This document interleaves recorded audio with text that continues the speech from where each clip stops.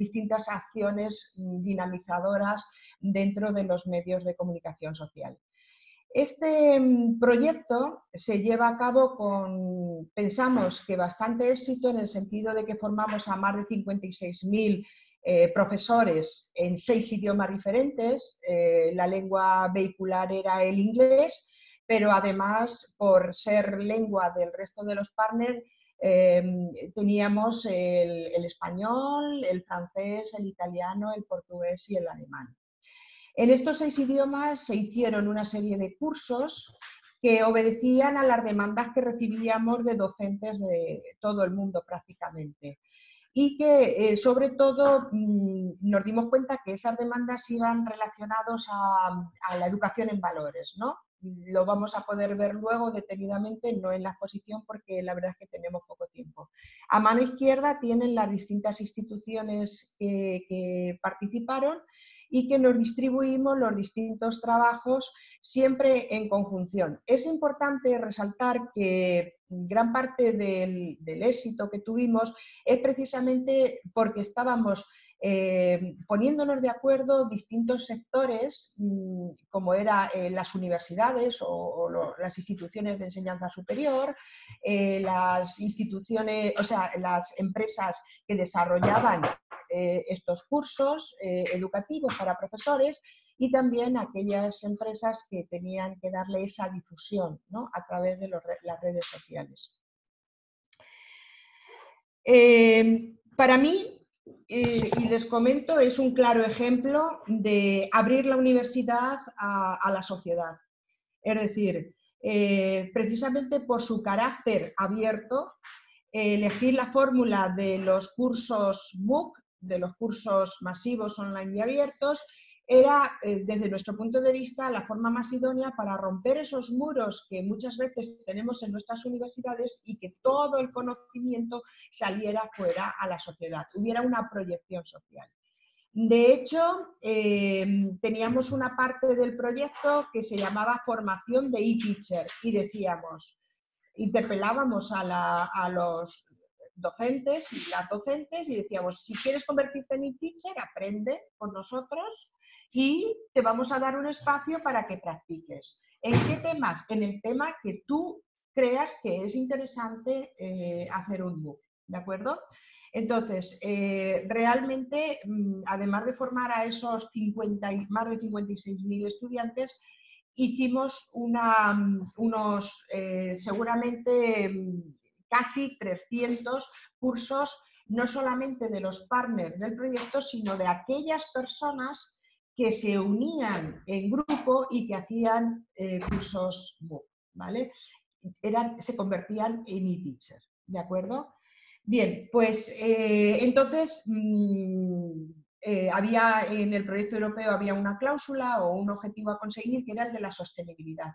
Entonces nos planteamos que la mejor forma de hacer sostenible este proyecto europeo era precisamente convertirlo en un spin-off, es decir, heredar todo el trabajo que se hizo durante esos 3 años y empezar a seguir realizando la misma actividad y cada vez mejorando el formato de spin-off, ¿vale? Entonces, esta spin-off ya está creada. La verdad es que hemos tenido bastantes problemas, pues porque somos miembros de la universidad, y crear una empresa, pues la verdad es que hemos tenido que conseguir ayuda de gente especializada. La spin-off se llama Eco Digital Learning, o lo mismo, o coloquialmente, que la gente le va a llamar Eco-Learning. Estamos seguros y seguras los miembros de la spin-off, porque así se terminó llamando al proyecto europeo ECO. Bien, pues, ¿qué formatos proponemos desde el proyecto europeo ECO? Pues, además de los formatos típicos CMOOC y XMOOC, que están tan difundidos y que se han llevado tan exitosamente, creíamos que teníamos que dar un salto cualitativo con este proyecto y teníamos que crear nuevos modelos de formatos, ¿no? Entonces, llevamos a cabo, y era ese en realidad el núcleo central del proyecto, lo que llamamos Social MOOC y lo que llamamos Transfer MOOC. Es decir, todas aquellas teorías del aprendizaje conectivistas de George Siemens, todo las teorías educomunicativas que pues Paulo Freire contribuyó, Mario Kaplun y otros muchos especialistas, ¿no?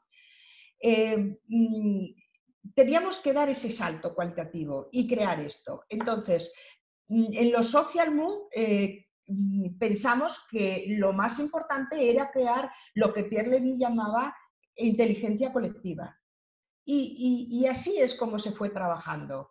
Y en los Transfer MOOC teníamos que llegar a conseguir efectivamente que todo ese conocimiento que se creara socialmente dentro del grupo, pues se transfiriera totalmente a la sociedad, pero inmediatamente y simultáneamente a cómo se va estudiando en el propio MOOC, que es de alguna forma la demanda que creemos que tiene la sociedad del siglo XXI a las instituciones educativas de enseñanza superior.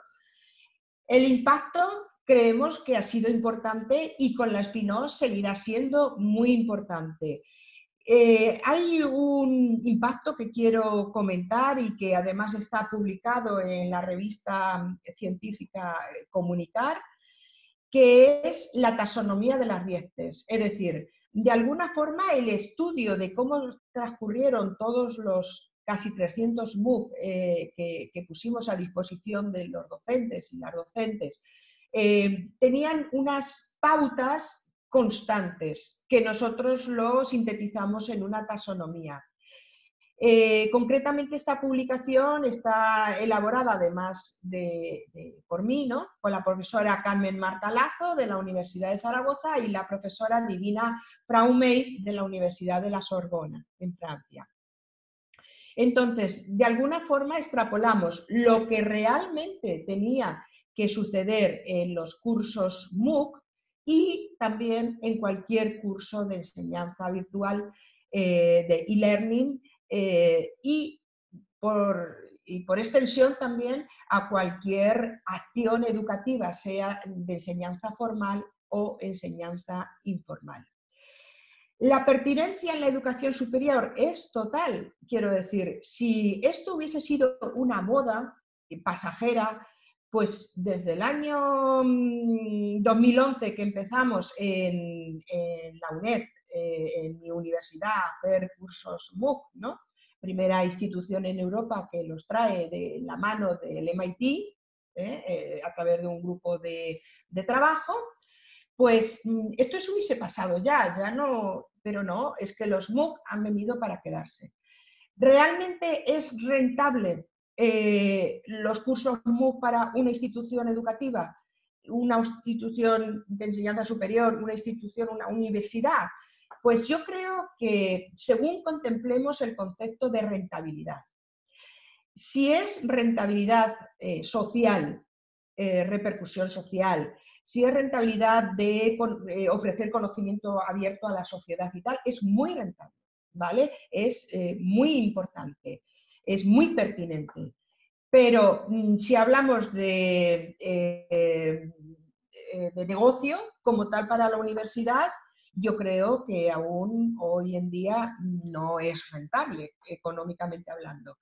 Para mí compensa mucho más la pertinencia que tiene que ver con esa función social de traslado a la sociedad del conocimiento. Lo que yo decía al principio, romper las barreras de las universidades, ¿no? Pero realmente mi consejo es que la pertinencia, además de la formación de una ciudadanía que sin los cursos MOOC no tendría posibilidades de conectarse, bien porque viviera en zonas donde no existan posibilidades de tener esa formación, de acceder a esa formación, bien porque no tenga recursos económicos, bien porque tenga problemas de acceso por problemas de discapacidad, etcétera. Bueno, pues además de, como decía, la pertinencia en cuanto a esa formación especializada, es tener el lujo de formarnos con los máximos exponentes en una determinada temática, Además, son un vehículo importante para la diseminación. Si alguien quiere, alguna universidad quiere difundir lo que está haciendo, que la gente aproveche eso que de forma abierta está haciendo, pues realmente los cursos MOOC pueden tener un papel muy pertinente y muy adecuado.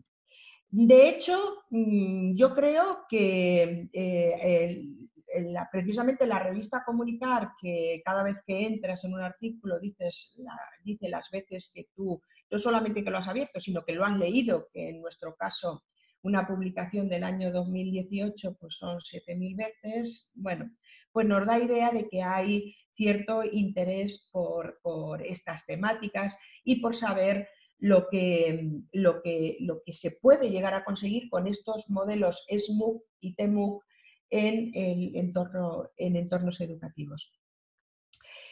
La spin-off como tal, que digo que todavía no hemos hecho y lo vamos a hacer muy en breve, antes de finalizar el año, esa reincorporación, reapertura por todo lo grande, lo estamos preparando. Realmente la podemos encontrar ya porque ya tenemos los cursos abiertos a modo de repositorios, todavía no están tutorizados y de hecho pues lo pueden consultar todo en la página que ven ahí escrita, ¿no? https://eco-medio-learning.eu.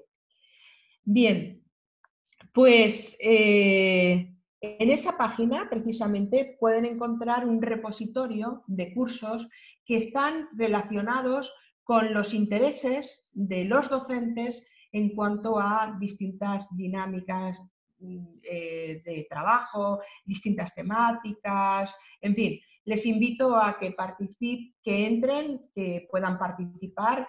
Es un repositorio abierto porque vienen de cursos MOOC, son cursos MOOC que ahora mismo no están tutorizados, pero sí que están abiertos y es un repositorio muy interesante que puede servir, como está en 6 idiomas, cada curso tiene un idioma determinado, salvo el primero que se llama SMOOC paso a paso, que es cómo enseñábamos a nuestros e-teachers a hacer un MOOC con las características de Social MOOC, que está en 6 idiomas. Cada cual puede entrar ahí y puede elegir el idioma en el que quiere leer, quiere estudiar, quiere participar. ¿De acuerdo? Bien, siempre y cuando teniendo en cuenta las restricciones que hablábamos de que ahora mismo son unos repositorios que no están tutorizados, que no hay un profesional de la educación, que no hay unos community manager interactuando, que no hay un personal content curator que esté alimentando esos cursos. Bien, pues no sé cómo voy de tiempo, creo que ya he tenido una llamada de atención. Espero no haberme pasado mucho y sobre todo quiero darles las gracias por su atención y por la invitación que me han realizado para estar participando en este evento. Muchísimas gracias. Doctora, muchas gracias por su intervención. La verdad es que ha sido una plática muy interesante, sobre todo que ha abarcado los interrogantes y los objetivos de este webinar, que es discutir sobre los formatos y los impactos. Me parece que en América Latina estamos todavía transitando hacia esta universidad digital que permita estos accesos, sobre todo en aquellas universidades que han estado buscando distintas plataformas. Tenemos ya un buen número de usuarios en América Latina, pero todavía hace falta hacer estos trabajos colaborativos. Si bien este espacio que nos permite hacer la conexión entre América Latina y Europa, me parece que nos fortalece mucho en el tema de la experiencia compartida y la adquisición de estos conocimientos. Agradecerle, doctora, su participación. Sé que por cuestiones de agenda tendrá que retirarse, pero queremos agradecerle de toda la gente que está conectado. Tenemos gente prácticamente de toda América Latina que han estado desde Argentina prácticamente hasta México, y ahí vi que hay personas en Estados Unidos también conectados, y obviamente pues en España. Agradecer su participación, doctora. Cualquier duda se la hacemos llegar de parte de nuestros Bien. participantes, y Sí, aquí seguimos conectados. sí, Gracias, pues doctora. el agradecimiento es mutuo, como ya he dicho antes, y se me olvidó comentar algo muy importante para nosotros. Nuestra universidad tiene muchos vínculos y colaboraciones con muchas instituciones de América Latina, y precisamente en el proyecto ECO participaron dos instituciones de América Latina, que fueron la Universidad Manuela Beltrán de Colombia y la Universidad Nacional de Quilmes de Argentina, que por supuesto marcaron hitos en el éxito, ¿no?, del propio proyecto. Claro, Muchas doctora. gracias y quedo Gracias a usted. abierta a sus preguntas. Gracias, doctora. Pues Cuando ahora usted le quiera, damos la Carlos. palabra a Mario Rajas, que está también conectado desde España. Mario, adelante.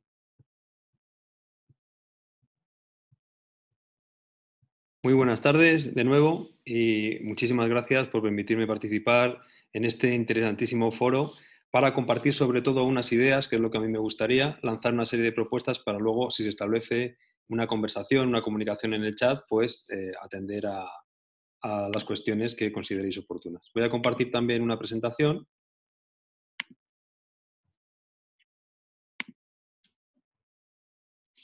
Y mi resumen va a consistir sobre todo, además de lanzar esas pequeñas temáticas, esos pequeños grandes conceptos que forman esta cultura del MOOC, del curso en línea masivo y abierto, pues comentar qué experiencias hemos llevado nosotros a cabo y cómo se pueden utilizar en distintos contextos, ¿no?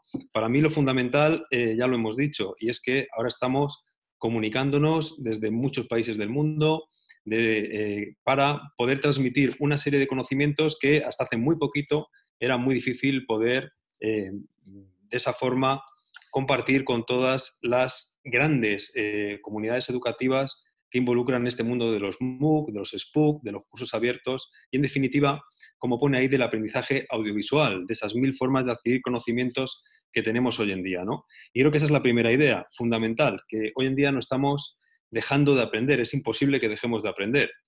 ¿Cuántos de nosotros no nos metemos en Google, ponemos cualquier cosa para aprender, desde hacer una tortilla de patatas hasta ver un curso en línea o ponernos una corbata o aprender a manejar un software de postproducción? Es decir, todos estamos utilizando las tecnologías digitales para aprender de una forma irregular o regular, que son estos cursos masivos de Coursera, de edX, de Miriada X y de todas las plataformas que vamos a comentar a continuación, ¿no? Luego, en ese contexto de aprendizaje virtual abierto, creo que una de las cosas más interesantes es preguntarse qué aportará cursar o realizar o producir este tipo de cursos a nuestros objetivos académicos, profesionales o personales, ¿no? Y en ese sentido, en esa línea, sí me gustaría lanzar esta cuestión: ¿qué ventajas o qué inconvenientes presenta utilizar estos formatos innovadores a la hora de enseñar, sobre todo en comparación con la docencia más clásica, más convencional, más habitual, la presencial,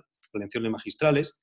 Y a partir de ahí, si justifica el trabajo invertido, porque efectivamente hablaba la compañera de rentabilidad social, de rentabilidad también del conocimiento, de la transferencia del conocimiento, y es muy importante valorar, pues, qué lleva, ¿no? Cuántos medios necesitamos para producir y difundir un MOOC, y sobre todo si consigue orientarse a unos resultados de aprendizaje o a unos objetivos determinados que se concreten en la adquisición de unas competencias o en la forma de integrar todos esos discursos en básicamente el aprendizaje de cada uno, de cada una de las personas que los cursan, ¿no? Sobre todo esa última pregunta, creo que va en esa línea: ¿cómo evaluaremos la experiencia?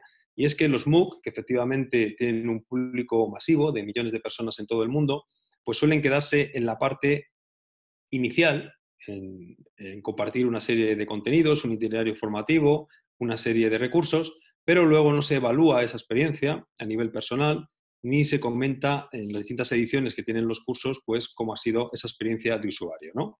¿Por qué digo esto? Porque fundamentalmente, estas son las ideas que quería lanzar al respecto. Para mí hay una serie de ventajas, hay una serie de elementos fundamentales que podemos debatir en torno a qué aporta un MOOC, estos formatos para la educación superior, para el alumno o la alumna, para los profesores y las profesoras y para la comunidad educativa en general.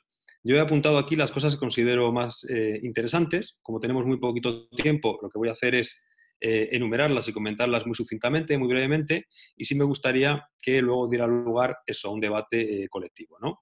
En primer lugar, para mí, creo que la educación audiovisual, que ese gran aula que es YouTube, o que son los repositorios audiovisuales y multimedia de contenidos que podemos conectar con esas unidades tipo MOOC o SPOOC, o otro tipo de cursos en línea, pues permiten esa implicación, ese compromiso del alumno, ¿no? Ponía una compañera ahora en el chat que era una forma de autogestionar el conocimiento. Efectivamente, es muy importante dar ese papel de empoderamiento al alumno. Y en ese sentido se busca ese rol activo, esa participación emocional. Y esta es la parte más complicada, porque poner un vídeo o compartir un podcast o un multimedia, un interactivo, una infografía, en sí mismo no tiene valor si no permite que la persona lo utilice en su aprendizaje, en su cronograma, en su forma de estructurar ese proceso didáctico, ¿no? En ese mismo sentido, la colaboración, la interacción o compartir lenguajes es fundamental.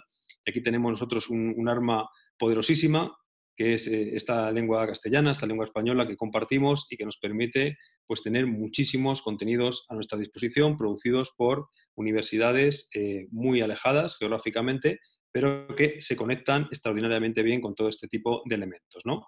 Porque este acceso universal permite no solo esa atención e interés que pone ahí, que creo que es fundamental, y ahora compartiré unos enlaces en el chat de los MOOC que realizamos aquí en la Universidad de Rey Juan Carlos, para que veáis esa idea narrativa de buscar esa conexión con el alumno en el aprendizaje, sino porque hay para mí dos elementos fundamentales, que yo también como alumno de MOOC, ¿no? Como persona que se inscribe en muchos cursos, pues le gusta. Y es una, que le aporte, efectivamente, que sea aplicado, que me sirva, porque el tiempo es oro, en este caso, y aprovecharlo es fundamental, y por eso los cursos que están bien trabajados, están bien estructurados en cuanto a contenidos didácticos, me parece que son un aporte fundamental. Aquí lo comparamos mucho como ver una serie de televisión, ¿no? Por ejemplo, que estás viendo una serie de contenidos que al final te quedas con un sabor, te quedas con unas ideas, te quedas con unas emociones, que es lo que recuerdas y lo que aplicas, y eso es el aprendizaje, ¿no? Por eso ese aprovechamiento del tiempo pensamos que es muy importante para, dentro de ese contexto del entretenimiento digital,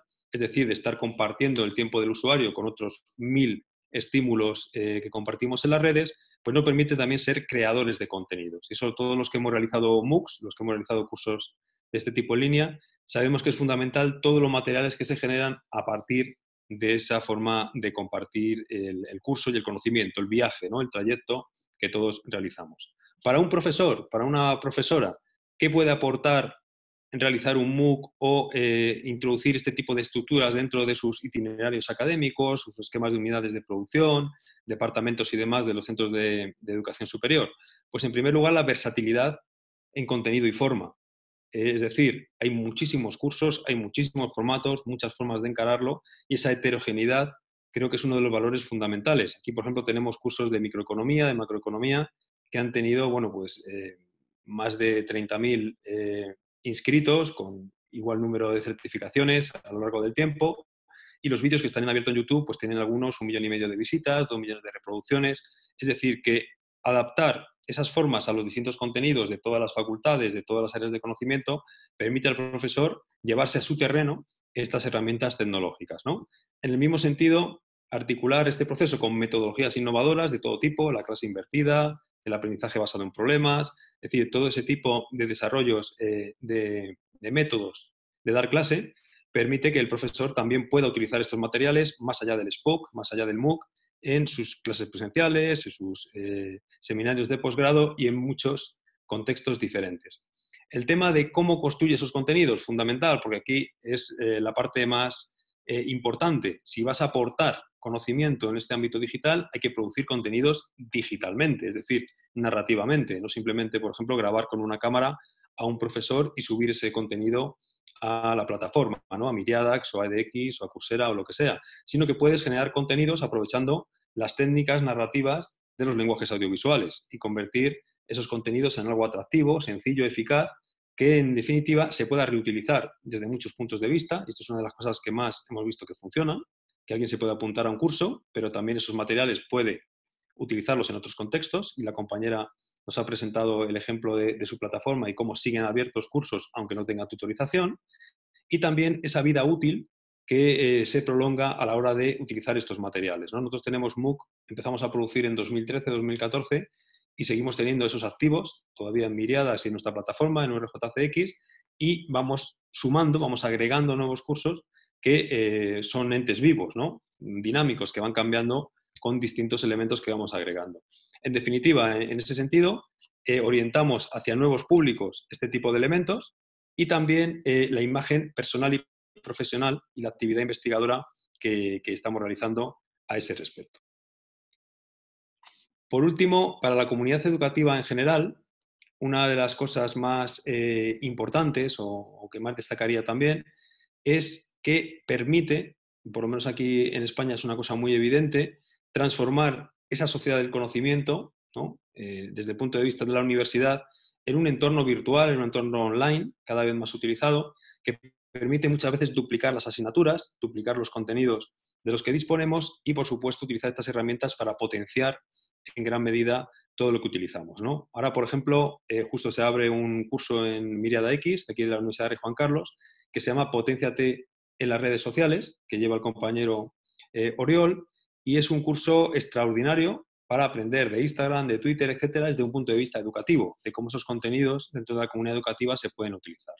Por eso, lo que he puesto ahí de eficiencia creativa permite orientar muy bien la línea de trabajo, las estrategias de la universidad, buscar nuevos canales de difusión y nuevos públicos, y además de empoderar a alumnos y profesores, es decir, darles ese margen de maniobra, de libertad para crear sus contenidos, pues permite lo que comentaba también la compañera anterior, la difusión científica y la transferencia de conocimiento. Es decir, que un grupo de investigación o un proyecto de investigación pueda compartir sus resultados, sus hallazgos, dentro de estos formatos híbridos que aunan educación didáctica con también creación de contenidos científicos o de difusión del conocimiento para la sociedad. También, por último, he puesto ahí que sirve, es una herramienta muy interesante de marketing para las instituciones, para las universidades públicas como esta, pero también para las privadas, porque permite generar una imagen de marca, permite generar una forma de trabajar con empresas, con otro tipo de entidades, que aparte de redundar en esa propia imagen o identidad de marca, pues conecta muy bien el mundo de la universidad con el mundo profesional, ¿no? En mi caso, que soy de la Facultad de Ciencias de la Comunicación, pues es muy evidente cómo conectar este tipo de cosas con el mundo del cine o de la televisión aquí en nuestro país. Y bueno, solo quería, aparte de compartir los enlaces que ahora lanzaré, pues comentar que podéis ver el canal de YouTube de nuestra universidad, de la Universidad de Rey Juan Carlos, un canal que en 2014 tenía solo 1000 suscriptores, cuando simplemente compartíamos contenidos institucionales, ¿no? Como suele ser habitual en ciertas universidades, y que con este crecimiento sostenido de ir compartiendo contenidos didácticos abiertos y gratuitos, pues ahora estamos prácticamente en 27, 28.000 suscriptores, y además tenemos en ese sentido un público muy fiel, un engagement, como ponía ahí, una implicación muy consistente, muy modesta, en el sentido de que, evidentemente, como son cosas enfocadas a asignaturas y MOOC y demás, pues no se trata de elementos con un gran público, pero que entre todo forma una comunidad, yo creo que muy interesante, ¿no?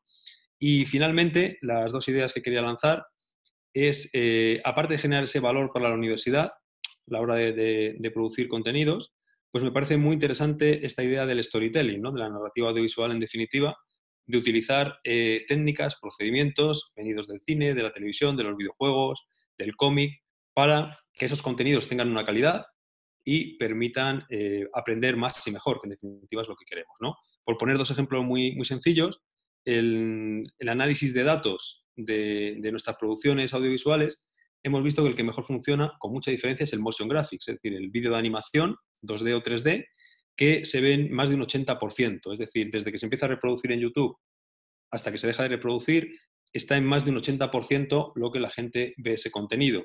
En cambio, el formato videoclase, el formato videoapunte de un profesor hablando a cámara o una videoconferencia como esta, vemos que tiene una aceptación menor, de un 50 y tanto, 60%, y otro tipo de formatos, como podrían ser directamente grabar clases presenciales, pues tiene una aceptación, un recorrido mucho menor, ¿no? En ese sentido es muy interesante ese dato. Y el otro es la utilización de los dispositivos, que hemos visto que se consumen este tipo de cursos tanto en ordenadores como en tabletas y en dispositivos móviles, lo que te abre también un campo muy interesante para construir ese tipo de contenidos. Finalmente, resumiendo lo que comentaba, para mí un MOOC, un formato, ya sea un formato más tipo videoclase, más tipo reportaje, animación o introduciéndonos ya un paso más allá en formatos interactivos, formatos de gamificación y demás, pues es lo que tiene que ser relevante para el alumno, tiene que ofrecer algo más allá, porque si no, la clase presencial sigue siendo un instrumento fabuloso, fenomenal, sensacional para transmitir conocimiento. Entonces, cuando diseñemos el guión de un MOOC, tenemos que pensar si estamos aportando algo a ese campo de estudio, a ese conocimiento, y a partir de ahí pensar su narratividad, cómo contar historias de muchas formas, ¿no? Con ese material, pensar en imágenes y sonidos, y en todos los lenguajes audiovisuales del montaje, la fotografía, la música y todo lo que podemos disponer para contar bien ese contenido, en definitiva, para generar esos tres elementos, el valor que ya comentábamos, desde el punto de vista social, educativo, económico también, es decir, todo lo que sea devolver a la comunidad lo que la comunidad nos da a nosotros, el engagement o implicación, en sentido general, del alumno, y esa programación general, esa estrategia dentro de lo que son los cursos masivos o en línea, ¿no? En definitiva,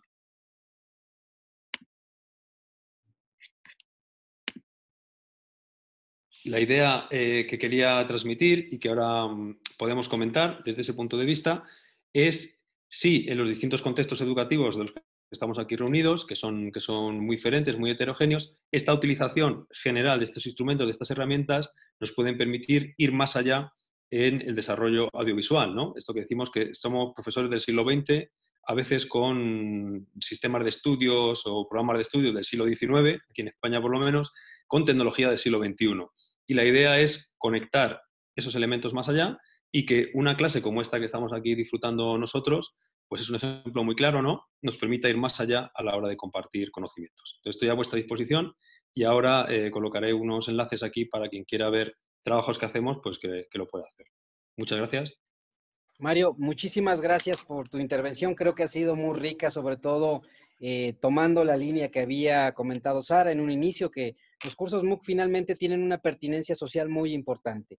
Me parece que has dado también en un factor crítico de esta modalidad que tiene que ver con la producción audiovisual, que creo que es el eje central de los cursos MOOC, transitando desde distintas narrativas. Obviamente, pues este es el gran reto, porque también una de las líneas que ha marcado los retos de los MOOCs tiene que ver con la eficiencia terminal, es decir, cuántos en verdad terminan un ciclo académico. Si bien se fortalece el aprendizaje autogestivo, pues es importante que estos contenidos, y me parece que desde la Universidad Rey Juan Carlos, ustedes han hecho un esfuerzo para que su comunidad académica, no solamente hacia afuera, sino también hacia el interior, puedan compartir, puedan utilizar estas plataformas en apoyo al aprendizaje al interior de las aulas. Mario, agradecerte. Nos quedaríamos para establecer una charla porque creo que ya has tocado un punto medular entre quienes somos del siglo pasado y de este siglo, así que vamos ahorita a entrar a un debate ya con todos los compañeros que también están participando. Ahora le tocará el turno al doctor Francisco Cervantes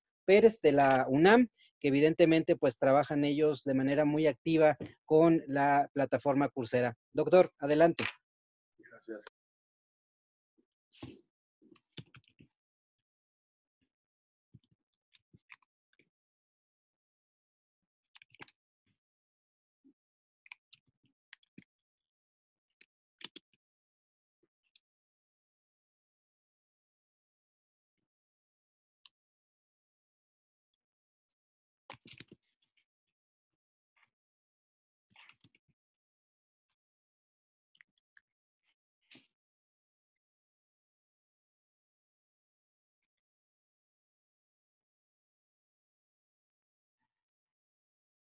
Entonces me gustaría dar un contexto en el cual los MOOC aparecen y se empiezan a incorporar a las actividades sustantivas de las universidades.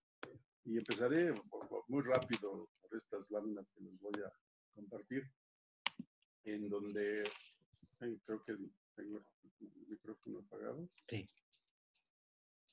Déjame ver.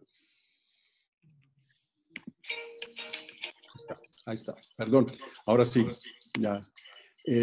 Lo que les decía es que voy a iniciar con hablar de un contexto en el cual los MOOCs se incorporan al trabajo cotidiano de las universidades. Quiero empezar porque hay una preocupación enorme de cómo será la educación en el futuro. Y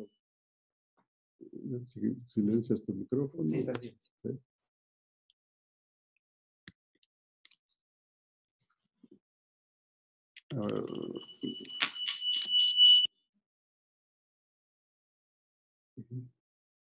Bueno, creo que ahora sí ya. Lo primero que hay que notar, a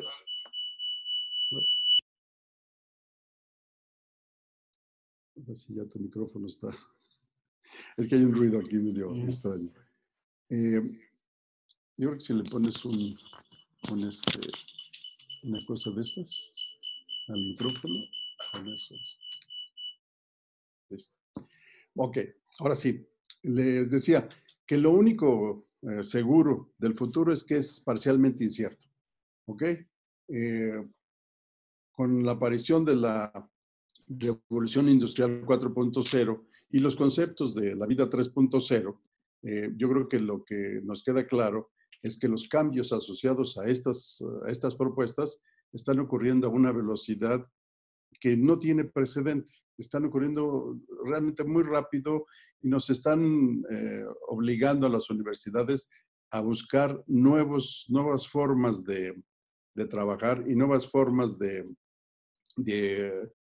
pues, enfrentar los retos que se están generando. Estos cambios están teniendo impacto no solo en la sociedad productiva, sino en todos los sectores, incluida la educación, y en todos los países, no importa si son desarrollados o en desarrollo o subdesarrollados. Y también nos están transformando de manera radical todos los sistemas de gobierno, de gestión y sobre todo los de producción. Algo que sí nos ha permitido el uso apropiado de las tecnologías digitales en la educación es que en realidad para la educación ya no existe ni la distancia ni las fronteras. Ya podemos llegar a cualquier lado. Por ejemplo, esta lámina es un ejemplo de lo que ha pasado en la Universidad Nacional Autónoma de México en el siglo XX y lo que va del siglo XXI. Si se fijan al principio, la matrícula de la universidad fue creciendo de manera ordenada hasta que en mediados del siglo pasado la población creció mucho después de en la posguerra y hubo necesidad de ampliar la capacidad de las instituciones de educación superior para poder recibir a más estudiantes.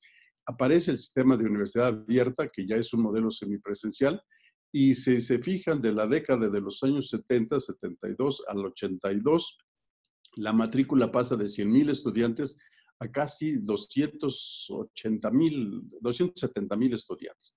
Después se estabiliza en 275,000 y a final del siglo pasado, en realidad, hay otra demanda fuerte por aumentar la capacidad de las instituciones mexicanas y entonces lo que se observa es que aparece la educación a distancia ya con el avance de las tecnologías digitales y otra vez esto permite aumentar la capacidad de absorción de la universidad y actualmente en 2019 tenemos una matrícula de 356,000 estudiantes.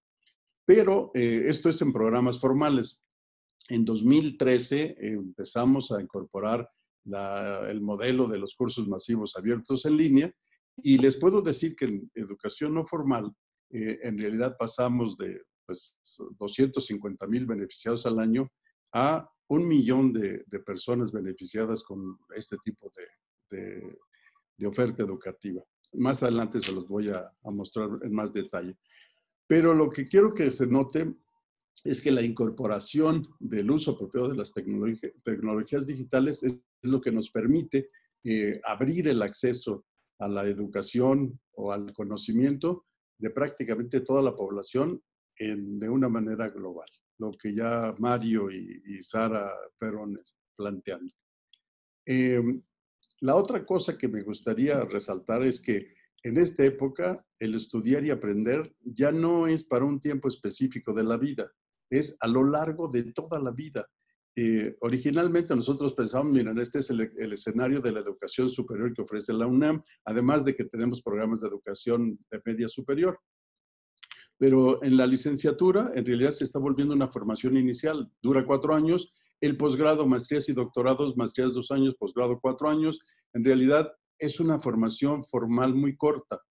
Y lo que queda para que nosotros sigamos apoyando a los egresados de las universidades en su carrera profesional es la educación continua, que es una forma un formato en donde ya no hay títulos y grados, pero que permite que las personas vayan enriqueciendo su formación o transformando su perfil para poder adecuarse a los cambios que están ocurriendo en este momento. Nosotros originalmente pensamos que era hasta la jubilación, pero les puedo decir que actualmente los jubilados y los que ya se retiran están demandando educación superior otra vez. Bueno, en ese escenario aparecen los MOOC.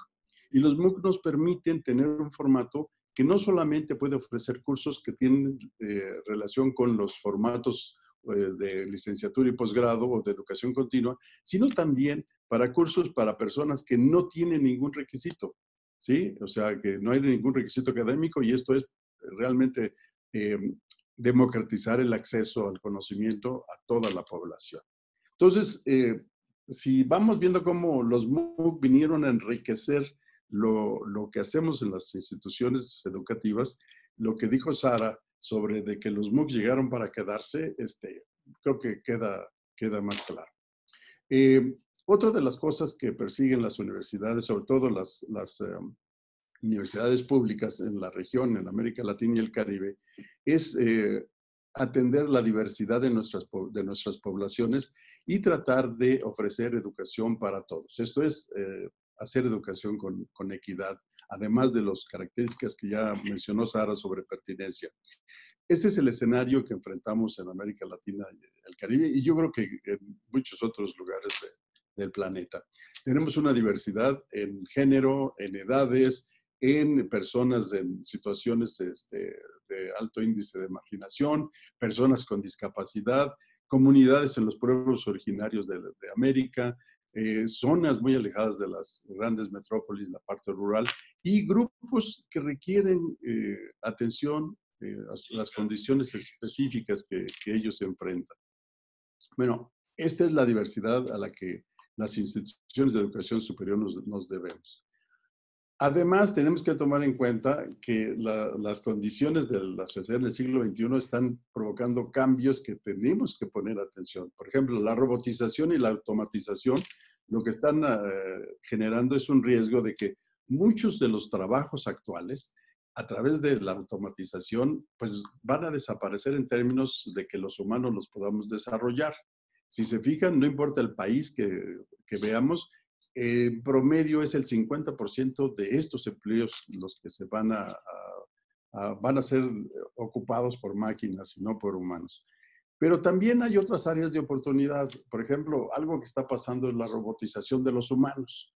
Todos estos nuevos dispositivos que vamos a traer en el cuerpo generan oportunidad de nuevas profesiones, nuevas áreas en donde las universidades tenemos que trabajar para formar a las personas que resuelvan estos problemas.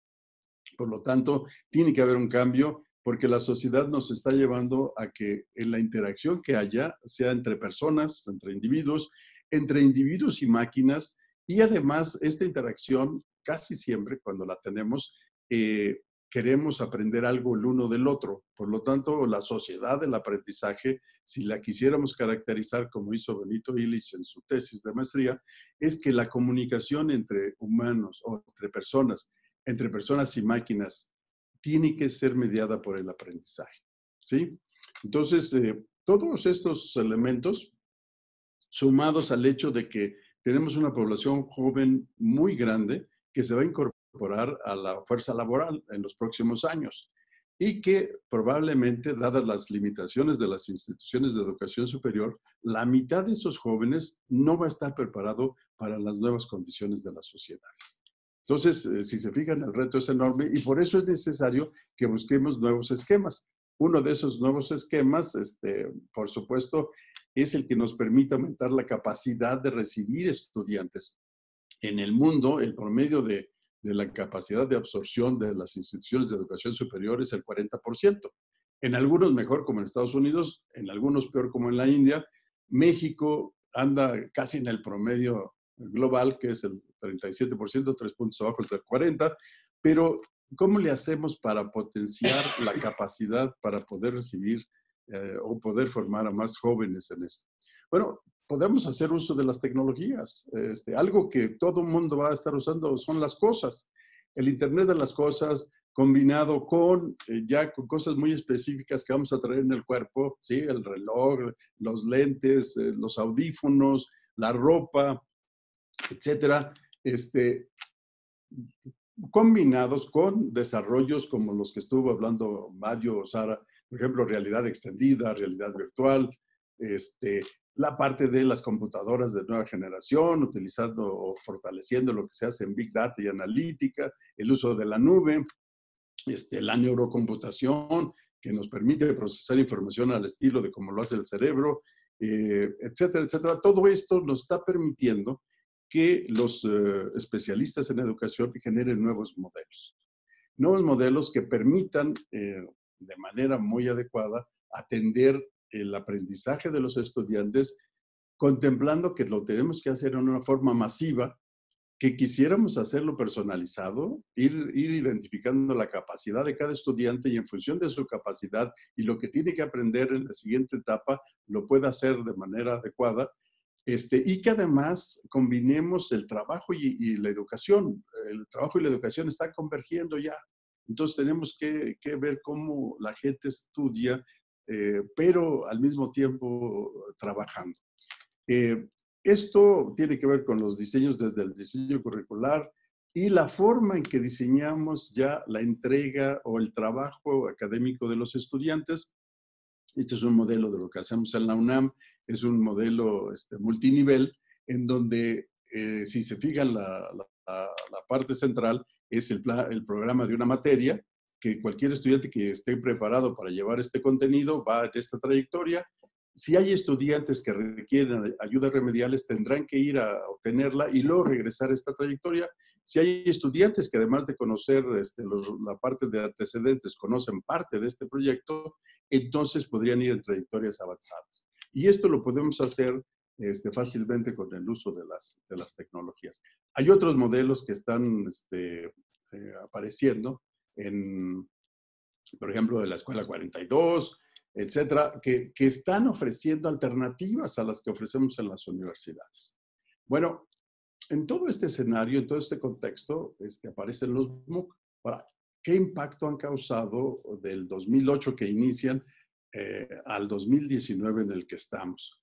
Bueno, ya Germán mencionó que la UNAM tiene una alianza muy estrecha con la plataforma Coursera, en donde en realidad la plataforma es la base para crear ecosistemas entre personas que quieren aprender, los estudiantes, los aprendices, la academia, las instituciones de educación que tienen la oferta, pueden generar la oferta pertinente para estos estudiantes, las empresas o las industrias que también pueden ofrecer contenidos para estos aprendices y las compañías que requieren de la formación de la gente que colabora con ellos. Esto es, en realidad, este ecosistema integra a la academia, a los gobiernos en sus diferentes órdenes, a las empresas y a la sociedad civil en su conjunto. Entonces, con estos ecosistemas, sí podemos llegar a todos los rincones del mundo. Esta es una gráfica que me compartieron mis colegas de Coursera y se puede ver el número de beneficiados que hay en cada uno de los continentes. Si se fijan, América Latina poco a poco va teniendo mucho más beneficiados de este modelo. Algo importante es que ya hay muchas universidades que estamos participando de una manera, yo diría, desinteresada. Ya se habló que en realidad el mayor beneficio que obtenemos es el social, más que el económico. Quiero decirles que hay muy pocas que hacen la oferta en español. En Coursera solamente vemos 9 instituciones y es importante que haya proyectos como el de el ecosistema de Sara, o como el trabajo que Mario acaba de presentar con Mirada X, en donde haya mucha más oferta en el español. Vemos más de 500 millones de personas que hablamos el idioma. Entonces tendríamos que ver que hacia adelante algo que vamos a tener que hacer es incrementar la participación. Pero lo tenemos que hacer de manera ordenada. Tenemos que ver cuál es la demanda o cuál es la oferta educativa que requiere la población para tener un mejor desarrollo social, económico o de bienestar.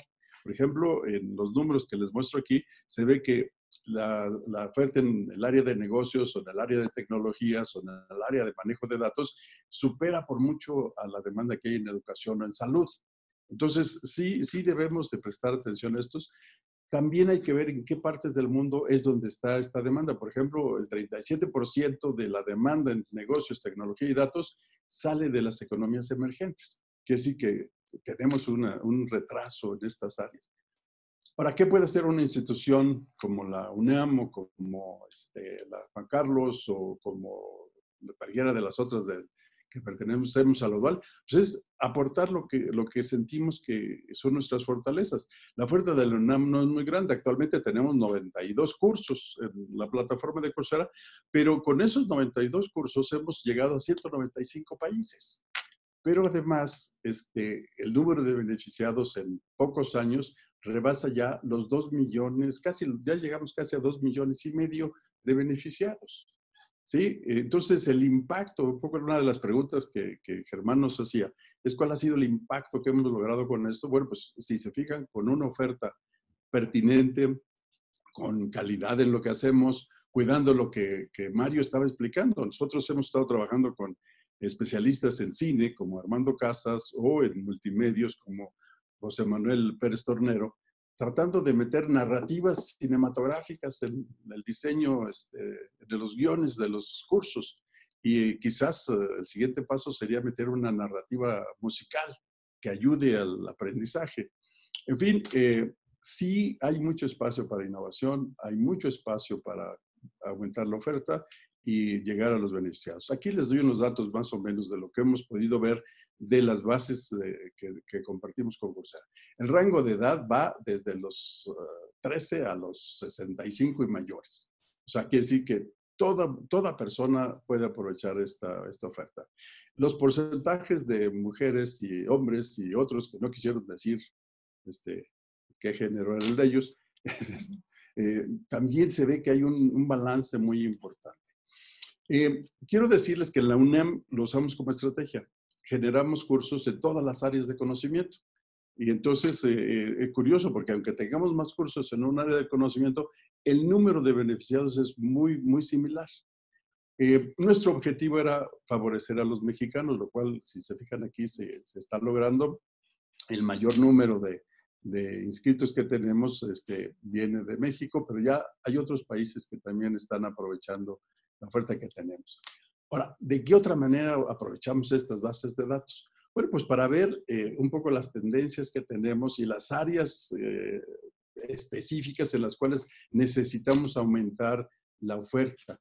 Por ejemplo, en ciencia de datos, si se fijan, México, el histograma de abajo demuestra en esas áreas qué capacidad tiene México o los participantes de México.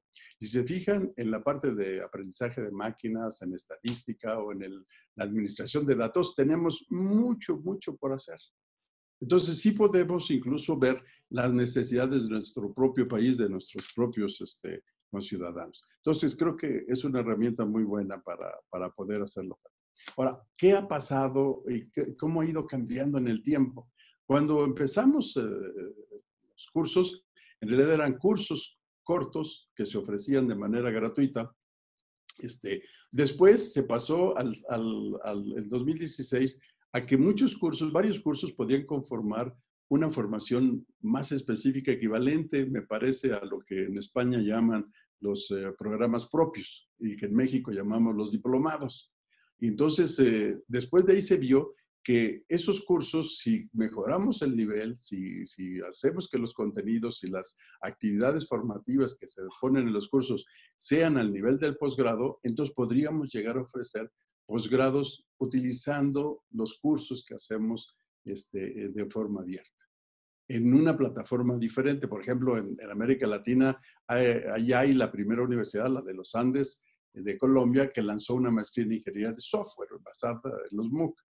Por supuesto que los Estados Unidos ya hay varias, Penn State, Illinois, han ofertado maestrías en este formato.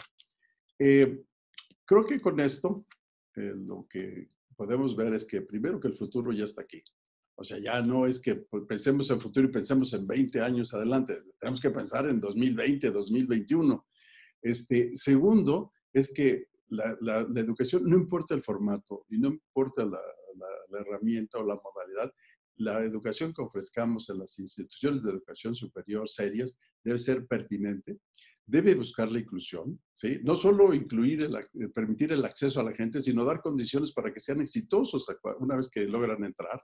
Esto es inclusiva e incluyente, que tenemos que contemplar que la educación ya es a lo largo de la vida, que tiene que ser con un enfoque de equidad, ¿sí? Que todo mundo tenga la misma oportunidad para acceder a la educación y que además cuidemos la calidad de los servicios educativos, de gestión y tecnológicos, que son la base de la oferta que hacemos, para que podamos pues contribuir al bienestar de la población.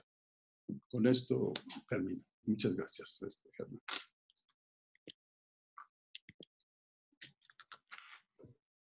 Gracias, doctor. Pues ha sido una presentación muy interesante, sobre todo porque me parece que has narrado todo lo que tiene que ver con estas nuevas formas de pensamiento y nuevas estructuras. Decía Nelson Mandela que el arma más poderosa de una sociedad para transformarla es la educación, pero si sumamos educación y tecnología, creo que estamos en un momento coyuntural para todas nuestras generaciones desde el punto de vista académico de las universidades y de aquellas instituciones que están ofertando estos formatos, porque evidentemente todas las carreras estamos viviendo, independientemente de la brecha generacional que tengamos y de esta convivencia del ecosistema entre millennials, generación X y toda la nueva generación alfa que ya está hoy en día muy inserta en el ámbito de las tecnologías, estamos haciendo una convivencia sobre todo hacia las nuevas profesiones del futuro y hacia la nueva formación del futuro que ya está aquí presente, porque evidentemente si vemos, por ejemplo, los datos de LinkedIn en sus últimos informes, de las 10 carreras más demandadas que existen en esta plataforma, 8 ya están vinculadas con ciencia de datos, es decir, la tecnología, la ciencia de datos, la información, ya son componentes que están insertos en la educación y es donde las universidades y todos nuestros proyectos que estamos realizando desde el Espacio Común de Educación Superior en Línea y desde la Asociación Iberoamericana de Educación Superior a Distancia, se han dado pauta para tejer nuevos retos o nuevos formatos y poder trabajar de manera colaborativa, como lo comentaba el doctor Cervantes, porque yo creo que es ahí también donde podemos sumar alianzas, compartir experiencias y sobre todo crear estos proyectos colaborativos. Me permitiré leer un par de preguntas, sobre todo del público que está conectado. Como les comentaba, tenemos público de todas partes de América Latina y de España que han estado participando. Tenemos desde Dominicana, está conectada Julieta Palma. Gracias, Julieta. También tenemos una pregunta que yo creo nos podrías apoyar, Mario. Javier Segura pregunta, ¿cuál es la mejor forma de hacer videos de enseñanza? Adelante, Mario. Bueno, pues hay muchas formas, ¿no? Por lo que comentaba muy bien Francisco, de que hay muchas maneras de enfocar este mundo del MOOC y de la educación dentro del contexto de revolución digital que vivimos, ¿no? Una forma yo creo que muy interesante de aprender es, en primer lugar, ver qué tipo de contenidos se hacen de cualquier universidad, de cualquier plataforma de MOOC y ver qué tipología, qué taxonomía de contenidos se pueden realizar y a partir de ahí ver cómo se hacen, ¿no? Es decir, tenemos desde vídeos, como decía antes, de animación, vídeos de acción real, tipo dramatizado, reportajes, entrevistas, videoclases, videoapuntes, videoconferencias, un montón de formatos distintos que debemos aprender a adaptar al contenido que queremos transmitir, ¿no? Y una vez que tenemos claro qué contenidos queremos realizar, es aprender a realizarlos. Hoy en día, y es una cosa que tenemos desarrollada en una investigación, no hace falta grandes medios, porque no se trata de hacer superproducciones, ¿no? Tipo Hollywood para este tipo de cursos, sino saber transmitir muy bien lo que hace falta a nivel técnico, a nivel visual, a nivel sonoro, y a partir de ahí, sobre todo, ofrecerle al alumno esa experiencia en la cual el tiempo se aproveche mucho, ¿no? Es decir, una clase de 60 minutos presencial, de 1 hora, en un vídeo pueden ser 5 minutos si aprovechas bien las técnicas narrativas para contarlo, ¿no? Luego, por ejemplo, es muy interesante la escuela YouTuber que hay en la propia plataforma de YouTube, el YouTube Academy, ¿no? Que son un montón de cursos, micro MOOCs, podríamos decir, dentro de YouTube, que te enseñan muy bien a manejar este tipo de técnicas, ¿no? Si hablamos del formato YouTuber, por ejemplo, pues cómo editar este tipo de vídeos, cómo insertar todo tipo de gráficos, de elementos visuales, para hacer interesante esa clase, ¿no? La lección magistral que ha dado Francisco, por ejemplo, ha estado muy bien apoyada en los gráficos y los desarrollos que ha ido introduciendo, ¿no? Entonces te iba llevando muy bien. Esa es la idea, saber qué quieres transmitir y luego saber utilizar los lenguajes audiovisuales para contar eso, ¿no? Luego yo echaría un vistazo a esos cursos de YouTube y también son muy interesantes en Khan Academy, en la plataforma de cursos también mundiales, un curso que hay de Pixar, de los creadores, ¿no? De Pixar, Disney, de dibujos animados de Estados Unidos, a la hora de crear relatos en vídeo. Se llama Storytelling con Pixar y es un MOOC abierto, extraordinario para este tipo de cuestiones. Gracias, Mario. Pues ha quedado contestada la pregunta que tenía Javier, sobre todo en nuevos retos y hacer producciones audiovisuales. También recordarles que a todo nuestro auditorio el webinar se les hará llegar de manera directa a través de un link y lo vamos a estar difundiendo en nuestras redes sociales del Espacio Común de Educación Superior en Línea. Doctor Cervantes, una pregunta que también a lo largo de América Latina muchos rectores y mucha comunidad académica han estado realizando, sobre todo cuando hablan de la eficiencia terminal, que es el gran reto que tienen este tipo de plataformas. Doctor, si tienen algunas estrategias o cómo se vincula este proyecto para que los MOOCs finalmente pues tengan también sus objetivos centrales, que es entregar algún certificado o algún grado académico. Mira, yo creo que todas las plataformas tienen como modelos de negocio.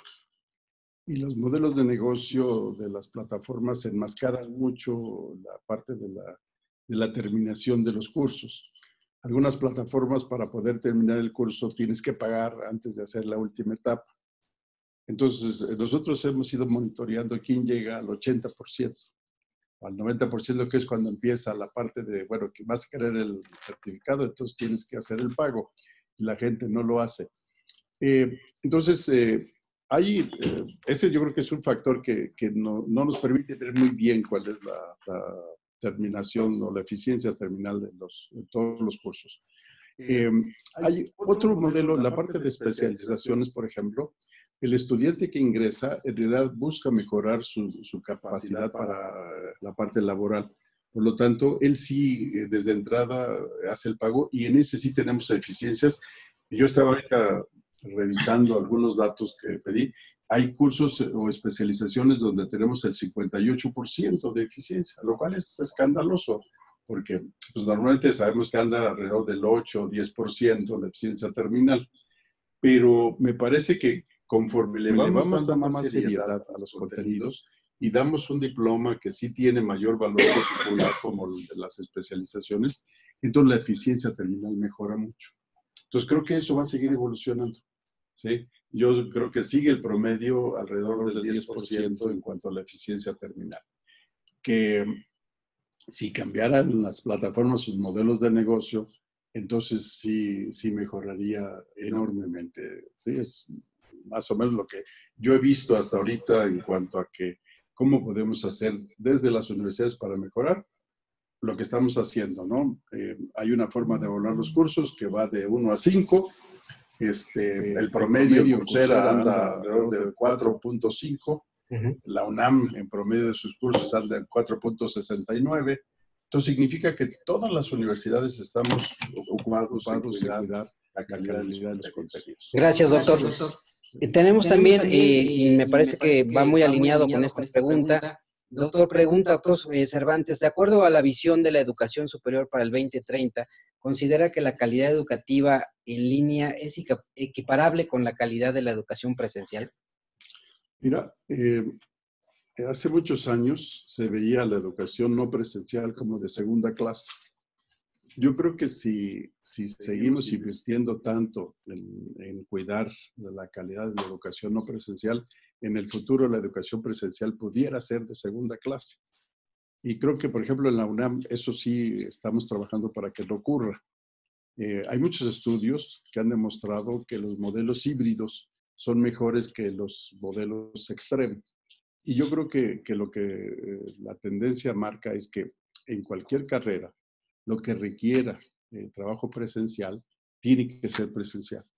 Lo que se facilite de acuerdo al perfil de los estudiantes que estamos recibiendo actualmente, de los del siglo XXI, con los docentes del siglo XX y los planes de estudio del siglo XIX, creo que esos jóvenes van a poder hacer el trabajo no solamente a distancia, sino como hablamos, en cualquier lugar, en cualquier momento y con cualquier dispositivo. Entonces, sí debemos de pensar en que la educación debe tener el énfasis en que los estudiantes aprendan y que aprendan con las herramientas con las que se les facilite el aprendizaje. Sí, Mario estuvo muy claro en el término de cómo usar todos estos multimedios y estas herramientas o estas tecnologías que tenemos como para ir haciendo una educación más adecuada hacia los perfiles de los estudiantes. Sara habló de estas alianzas en Europa para cubrir perfiles de diferentes países con diferentes culturas. Nosotros en América Latina estamos viendo la parte intercultural, que es fundamental. Entonces, me parece que ya la discusión entre qué educación es mejor o qué modalidad es mejor, en realidad ya no debería ser tema de discusión, sino más bien veamos cómo hacemos la mezcla más adecuada para cada persona. Gracias, doctor. No sé si alguien además pueda participar. También preguntan en el público si estos programas, doctor, son validados por algunos consejos técnicos o académicos. Mira, en la UNAM, que es por la que puedo hablar ahorita, para poder hacer la apertura de un programa, no importa la modalidad, tiene que pasar por varios cuerpos colegiados. Y se evalúa la parte disciplinaria de contenidos, de la temática, de la disciplina, pero también se evalúa la modalidad, lo que se utiliza, la plataforma, el enfoque, el modelo educativo. Entonces, sí hay forma de evaluar. México, esto es en la UNAM. Luego, ya que sales a la oferta, en México hay agencias oficiales que acreditan la calidad de la educación que ofreces en todas las modalidades. Posgrados lo hace el Consejo Nacional de Ciencia y Tecnología, las licenciaturas lo hacen los consejos acreditadores, que pues prácticamente ya ahorita es como un requisito para nuestras instituciones el pasar por los procesos de acreditación. Regionalmente está el CALED, que es el Instituto Latinoamericano para Evaluación de la Calidad de la Educación a Distancia. España tiene ANECA. O sea, como que ya en esta época sí no hay manera que las instituciones bien establecidas ofrezcan un programa que no cumpla con todos los criterios de calidad que se requieren. Gracias, doctor. También nos comentan de algunas otras partes del mundo que han estado interesados en sus conversaciones. Si podríamos disponer de las presentaciones, claro que estarán embebidas en este propio webinar para poder otorgarles esta participación. También preguntan en tema de los formatos audiovisuales. Gisela, Mario nos pregunta, ¿qué innovación hay en estos formatos audiovisuales? Sí, pues bueno, son de muchos tipos. Podemos hablar a nivel de contenido, de cómo transmitir de formas innovadoras esos contenidos de todo tipo de carreras, de campos de conocimiento, de facultades, de grados, de posgrados, pero a mí me interesan más los propiamente de lenguaje audiovisual, de lenguaje multimedia, ¿no? Como comentábamos antes, por ejemplo, con realidad virtual o con 360, es decir, formatos que te permitan trabajar tecnologías que se utilizan ya en el mundo profesional, de los videojuegos o de la televisión, aplicados a la enseñanza, ¿no? En ese sentido, voy a compartir ahora, si os parece, un trabajo que hemos hecho en el grupo de investigación, que es un vídeo 360 en el que se puede interactuar con determinados elementos, ¿no? Es de Bio3, de un proyecto de investigación de ecología, de residuos de aquí de la Comunidad de Madrid, y a partir de ahí para que veáis uno entre miles de posibilidades que dan los formatos audiovisuales, ¿no?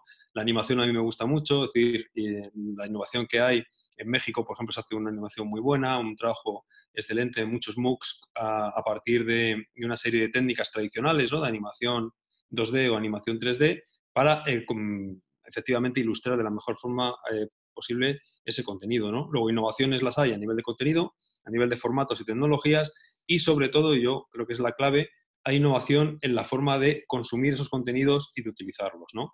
Porque ahora mismo, efectivamente, lo comentaba Francisco muy bien, aprendemos toda la vida, desde cualquier lugar, desde cualquier dispositivo, ya no hay barreras en ese sentido, y eso hace que lo que era antes una enseñanza regular, académica, institucional, pues se vaya diluyendo, se vaya rompiendo, y ahí es donde está la verdadera innovación, ¿no? Que no sé si es igual en el contexto latinoamericano, pero en España, por ejemplo, las grandes cabeceras de periódicos, El País, El Mundo, el ABC, han integrado poco a poco clases en los propios periódicos. Es decir, hay un montón de contenidos, sobre todo en vídeo, suelen ser, que son aprendizaje más branding content, ¿no? De empresas, de bancos, de telefónicas, etcétera, que ponen el dinero, ponen la financiación, pero luego lo que hacen es introducir contenidos educativos, que tienen mucho que ver con las nuevas tecnologías, con todos los desarrollos que estábamos comentando, ¿no? A nivel, por ejemplo, de la sociedad 2.0, ahora ya 3.0, el tema de dispositivos, efectivamente, que ya utilizamos para todo. Bueno, pues ahí está la innovación, que no nos damos cuenta de que cuando abres un periódico digital, un confidencial, te estás encontrando un montón de lecciones dadas por determinadas instituciones sobre tecnologías que están desarrollando, ¿no? Por ejemplo, hoy veía uno en El Mundo, un periódico aquí muy, muy importante en España, sobre los drones en la educación. Utilización de ese tipo de tecnologías para ingeniería aeronáutica y otras titulaciones. Bueno, pues lo que antes sería una lección magistral de una asignatura del grado de ingeniería aeronáutica, ahora te lo encuentras en un periódico para difusión abierta para todo el mundo. Entonces voy a compartir este ejemplo, entre otros muchos que hay de innovar a ese respecto, ¿no? Con tecnologías que eran muy caras hasta hace muy poco, pero que ahora si nos ponemos con una serie de instrumentos muy económicos, incluso gratuitos, pues se pueden hacer cosas muy chulas, muy interesantes para crear innovación, ¿no? Gracias, Mario. Pues evidentemente creo que hay muchas ventajas, sobre todo en el tema audiovisual, hay muchas herramientas hoy en día ya a partir de la ciencia de datos y de todos los avances que hay, a partir también de que pues el gran tráfico que hay en Internet, pues casi el 70% tiene que ver con videos, así que creo que es muy importante seguir transitando hacia esas nuevas narrativas y desde el campo de la formación, el storytelling y los formatos, el guión, todo lo que tenga que ver con animación, que nos has compartido también este curso de Pixar, me parece que es importante. Ya estamos llegando prácticamente al cierre de este webinar. Le pediría al doctor Cervantes si pudiera darnos una conclusión. Sobre todo ha sido una charla muy amena, muy interesante para contribuir al debate en América Latina y en España, en esta alianza estratégica entre UDUAL y SSELI y la Asociación Iberoamericana de Educación a Distancia para hacer de este nuevo formato, que es el MOOC, sean participantes todas las universidades que pertenecemos las instituciones y que estemos trazando rutas colaborativas. Doctor Cervantes, si tuviera alguna conclusión final de cierre y también después le pediría a Mario. Bueno,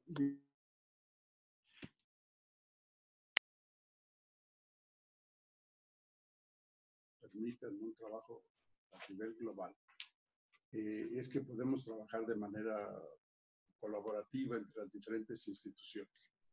La verdad que las necesidades de educación en todo el mundo son tan grandes que es muy difícil que... perdón, creo que tengo el micrófono apagado.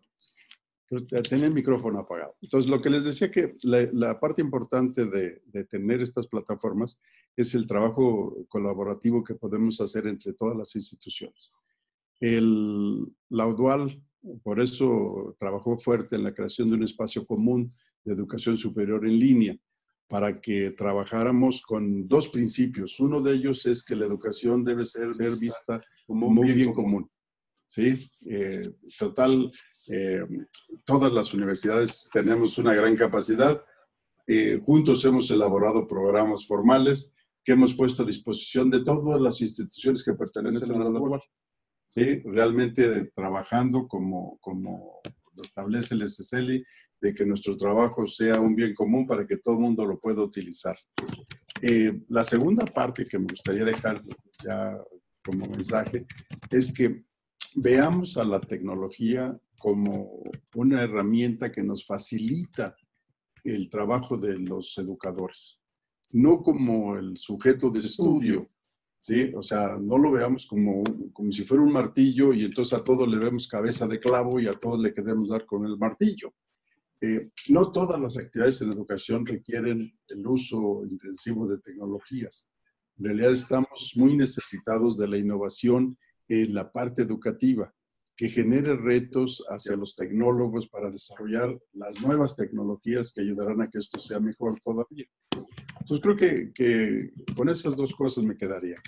El trabajo colaborativo entre las instituciones y el trabajo colaborativo entre los especialistas de diferentes formaciones para generar algo que realmente nos ayude a resolver los problemas que enfrentamos actualmente, de manera local en los países, de manera regional en América Latina y el Caribe y de manera global pues en todo el mundo. Doctor, muchas gracias. Pedirle ahora a Mario una conclusión y un mensaje final de despedida de este webinar. Pues simplemente incidir en el agradecimiento por haber podido participar en este ejemplo de lo que estamos hablando, ¿no? Porque ahora hemos asistido a una clase colectiva aquí entre todos, algo que sería impensable hace unos años, compartir este conocimiento de esta forma rápida, de esta forma directa, de esta forma sencilla, que te permite estar viéndonos, estar escuchándonos, compartir textos, compartir enlaces, es decir, una maravilla a la hora de quien quiera aprender, que aprenda, ¿no? Que es una cosa que ahora mismo aquí en la universidad se le da muchas vueltas. El tema de que antes la educación era obligatoria en el sentido social, en el sentido ético incluso, en el sentido, por supuesto, profesional, y ahora se está autogestionando y se está abriendo todos esos caminos a quien quiere aprender, verdaderamente tiene a su disposición lo que no se ha tenido nunca, a nivel efectivamente de tecnología, de herramienta, pero también a nivel de contenidos, a nivel de profesionales y a nivel de aplicar todo eso a cada uno, a cada una, al itinerario formativo que quiera llevar, ¿no? Y eso yo creo que es la grandeza de este tipo de encuentros y de este tipo de enseñanza. Decíais el debate entre enseñanza presencial y enseñanza virtual, pues clarísimamente ya gana la virtual, que es las dos cosas. Te permite articular metodologías presenciales y metodologías a distancia, metodologías online, mientras que la presencial, lo que somos profesores sobre todo de presencial, con clases todavía a la vieja usanza, ¿no? Con mucha gente y con un elemento muy unidireccional en ese tipo de contenidos, pues vemos que se quedan cortos. Por ejemplo, en comunicación audiovisual y necesitas de estas herramientas digitales, de los campus virtuales, de todo tipo de materiales para poder complementar todas las posibilidades que da ahora mismo este mundo digital. Esa sería la conclusión. Muchísimas gracias a todos por asistir. Gracias, Mario, y gracias al doctor Francisco Cervantes y a todas las organizaciones que han participado para lograr este webinar, la UDUAL a través del Espacio Común de Educación Superior en Línea, la IESAT, agradecer también a la UNAM que participó la CUAET a partir también de esta plataforma Coursera, del proyecto de la doctora Sara de Eco Digital, muchas gracias, y a la Universidad Rey Juan Carlos, gracias Mario por todas sus contribuciones a este espacio. Los esperamos en el próximo webinar y recuerden ver todas nuestras redes sociales a partir del Espacio Común de Educación Superior en Línea. Hasta la próxima y gracias por participar.